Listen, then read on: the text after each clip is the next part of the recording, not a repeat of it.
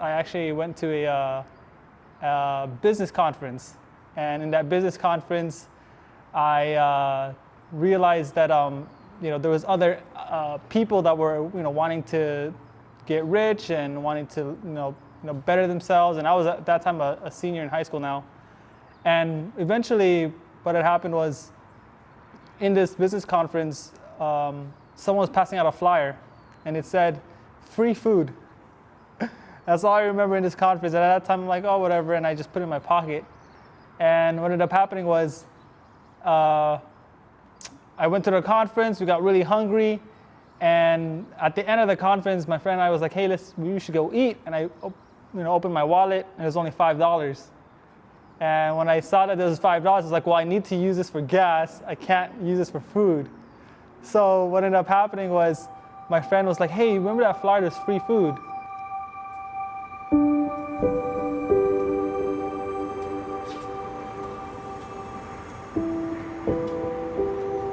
My friend and I ate, and we were literally about to walk to the back door and dine and ditch type of thing. And the guy who gave us the flyer was like, hey, why are you leaving? You stayed for the food, might as well stay for the message. And then I was like, oh man, I respect this guy. I don't want to lie to him, but like, hey, I don't want to leave you. So we ended up sitting, and at that time I was searching who God was. And I just remember someone was standing at the front, and at the very first slide, it said, "Does God exist?" And that's when I realized that God was, speaking to me, because at that time I didn't really pray or didn't really believe if he existed. And that kind of was what started, this Adventist journey, was because of that invitation of free food.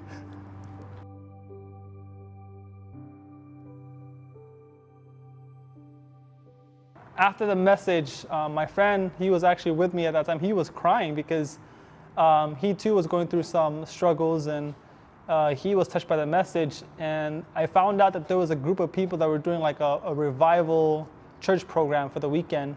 They were asking us to come back for the next morning for Sabbath school. And I remember asking, what time is Sabbath school? And they were like, 9, 10 a.m. And I'm like, I've never been to church this early before. I was like, okay. So my friend and I, we ended up getting home really late. And we ended up waking up really early the next morning. And around, we got there probably around 9:30 or so, or 10. And I remember me and my friend were so tired, we just wanted to sleep at the back. And so we found the very furthest pew from the furthest pew in the back, and we sat down. And right when I was about to sit down and go to sleep for the next service, the same guy that gave me the flyer was like, "Hey, why are you sitting in the back? I saved the seat for you in the front." And I'm like, where is this guy coming from? Because I'm like, man, he's just eyeing me or something. So it was really weird. And so I remember sitting at the front. It was divine service. And he said, I remember in my mind, I was like, man, I can't sleep anymore because I've had this really bad image where people who sit in the front, if you sleep, the preacher calls you out. So I'm forced to listen.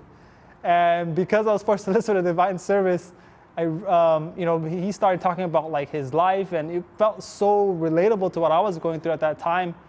And I remember exactly what it was. It was December 2, 2006. This guy made an appeal about giving your heart to God and asking for Bible studies. And at that time, I was a senior, and I was like, man, I can't do this yet because I haven't went to Vegas, I haven't gambled, I haven't done all these different things. And the Holy Spirit I was wrestling with the Holy Spirit, and I just remember a tear just dropped down my cheek, and I was like, oh, that's it, Lord, you got me.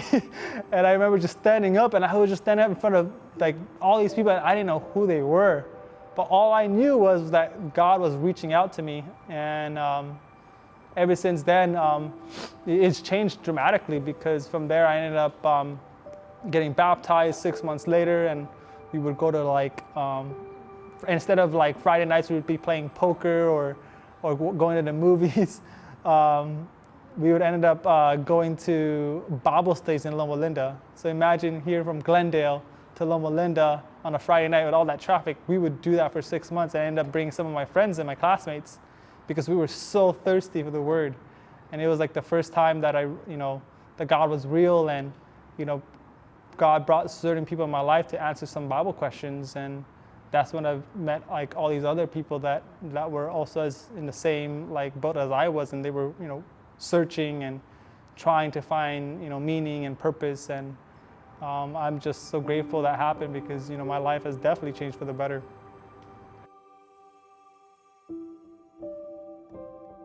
So I'm going through my little brother's Halloween bag on Halloween and checking his candy, just trying to make sure everything's good and stuff. And I see that there's a glow tract in it. And like I said, I was already doing, a bunch of Bible studies. I was already really studying for myself. And so I saw on the back that it says, if you want to continue to study the Bible, go to this website. And so I went ahead and did that. I didn't think they would send a person to my door. That was the first time someone actually ever came to my door. And I get a text. I'm in class, and I get a text from my mom, and she's like, "Oh, hey, there's this guy here who wants to study the Bible with you." And I'm thinking, he's a Mormon or a Jehovah's Witness. I put my information somewhere, and they showed up. That's what happened. And I actually told her, tell them no. Tell them I don't want to see them. No, tell them to go home. And she doesn't do that. She tells him, actually, just go ahead and wait. She tells me, no, he's different. And then she tells him, go ahead and come back after she's home from school.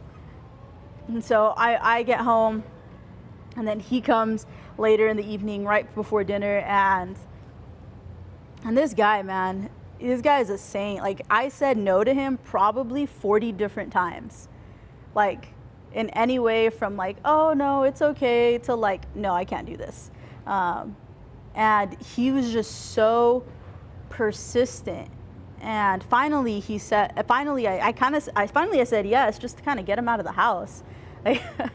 And he came back, and yeah, we studied the Bible together for a good few months. We studied for a really long time. And then one day, my mom and her boyfriend had gotten into a fight in the morning, and I woke up and I heard them fighting. I got the kids all into one room, and I put the TV really loud so they couldn't hear. And at some point, my mom's boyfriend took the keys to her car or something. And we didn't really have a car growing up. I grew up taking the bus and walking to school and walking to get groceries, or taking my bike to get groceries. We didn't really grow up with a car. So the fact that my mom had a car and that he was taking it away really messed her up. And she started walking down the street with her keys, and she followed. And I think that was kind of her breaking point. She was already on drugs. She was already back in the game, and this man was literally breaking her every single day. At some point, she sat down and she grabbed rocks, and she would throwing them on her head, and she was just trying to kill herself in the middle of the street. We called the ambulance to come and get her, and they took her, and she had told them, oh, hey, he did that to me, because he had a history of abuse. They knew that, so they took her to Loma Linda Hospital, and she was, they told us to come and pick her up, so they didn't keep her on a psych, because they told the doctors and stuff that it was all him. And as we're driving back, we get in, him and her started getting into a fight again, and they started fighting over the steering wheel while we were on the freeway. And we ended up T-boning the car that was in front of us. And that was kind of the last time I really saw my mom for a few months at least. But being in the car and experiencing that was crazy. And we were put into foster care. We were permanently placed with my grandma eventually. And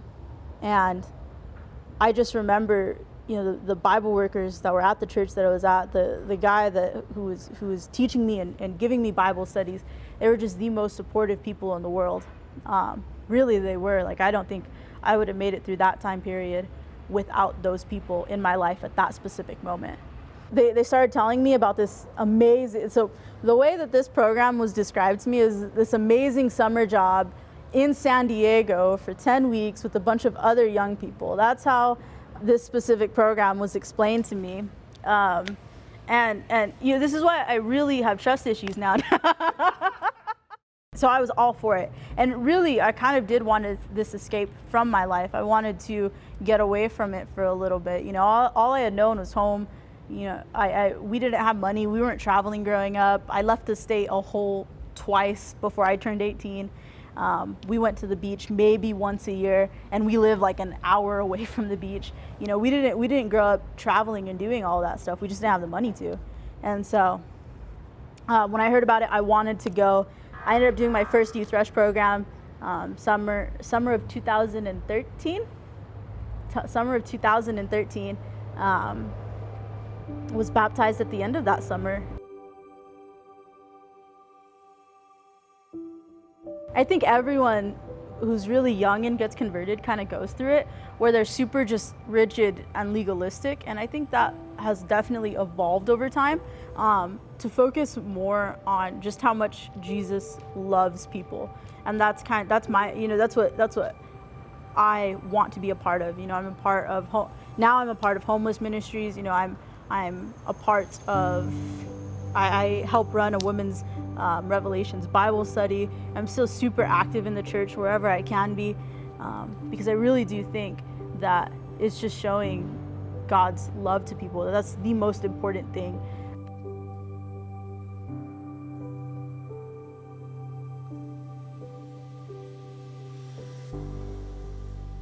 Yes, in 1970, my husband was drafted, and this was during the Vietnam War. Almost everyone who was drafted was sent to Vietnam.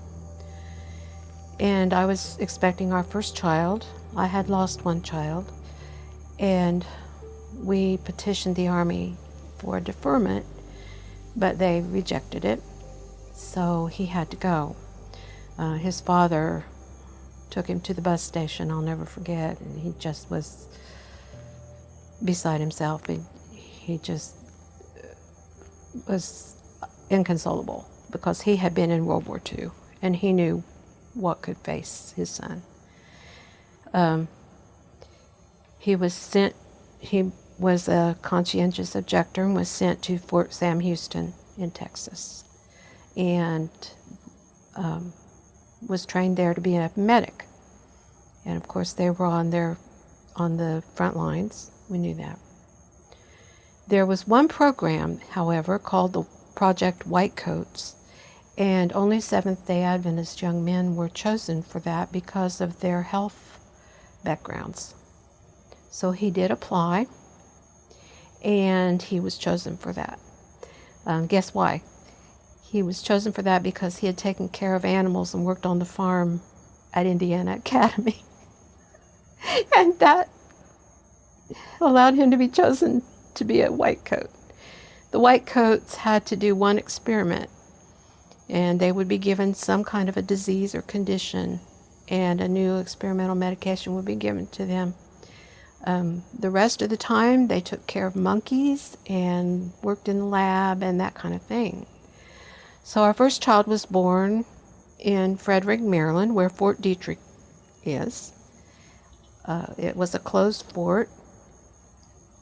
So I, once in a while, got to ride in with my husband and see what it looked like, but you really couldn't see much. I know that germ warfare was taking place there. In 1971, the war in Vietnam was de-escalated, and my husband was given an early out from the Army and did not ever have to do an experiment. So we went back to Anderson, Indiana, and he worked in construction, and I raised our children, and we moved several times, and I finally then went to school and became an LPN, and as I said, I tested out and was able to get my RN very quickly. So I started my career then in nursing. Because of my husband's job, at one point we moved to Portland, Tennessee. And there was an Adventist hospital, Highland Hospital, there at the time. But at that point, I had become very disillusioned with the Seventh-day Adventist Church and had left the church. So I had asked that my name be taken off of the books, and was not living as a Seventh-day Adventist, although my husband was. But I did work in the Seventh-day Adventist hospital. I had many friends who were and were not Seventh-day Adventists. All of them were wonderful Christian people and shaped my life in huge and valuable ways. But at all this time, I was not a Seventh-day Adventist. So I explored many areas. I decided to drink a little. I didn't like getting sick though, so I didn't do that a lot. Ate whatever I wanted, did whatever I wanted, learned a lot. I started to feel the need for spirituality. The church, I felt, had failed me.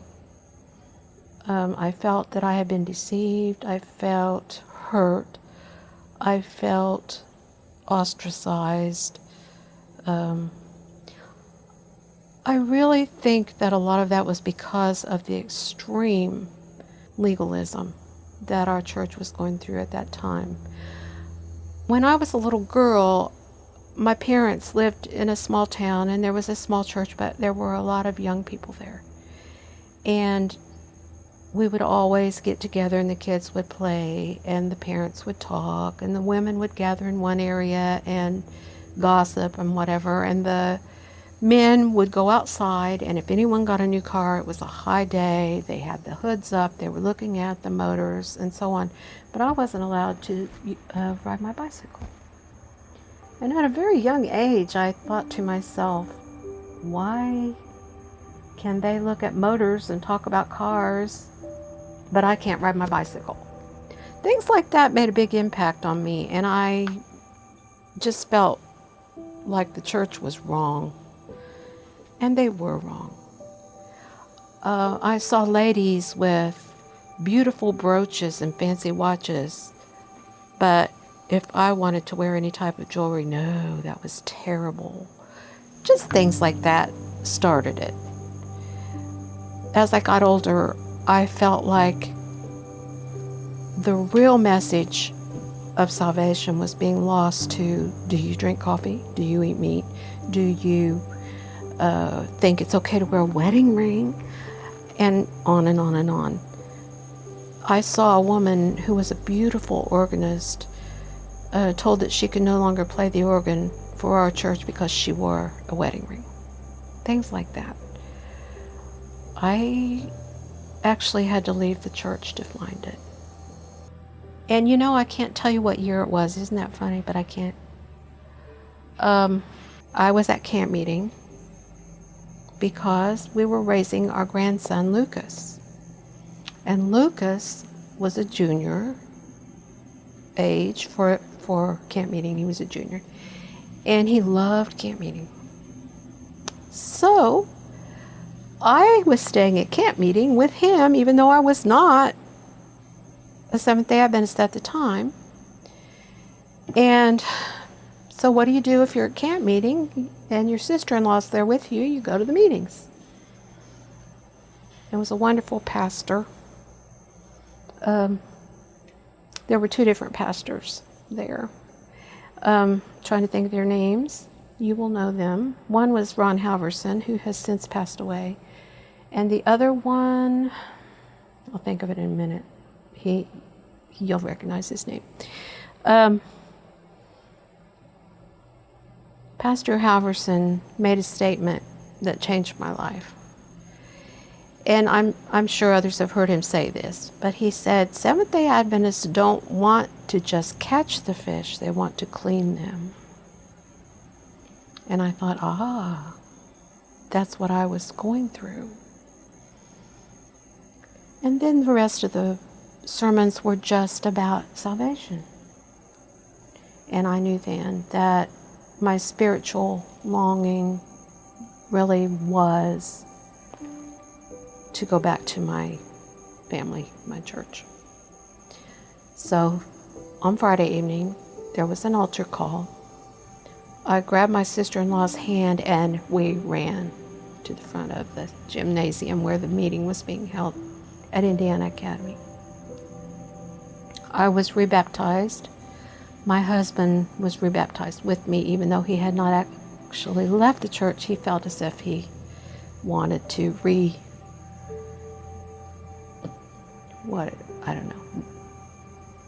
he wanted to be re-baptized. So we were together in the Anderson, Indiana church. Much rejoicing, much crying. Really way more made out of it than I had wanted. I just wanted it to be quiet.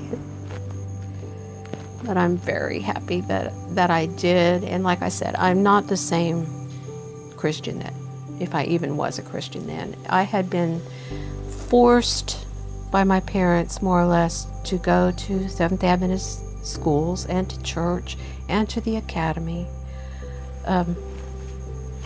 I don't mean they hit me or brutally beat me or anything, but there was no choice. So when was I converted? When? I was converted at camp meeting that Friday evening when I drugged my sister-in-law and we ran down the aisle. That was conversion, because I knew then why I was doing it.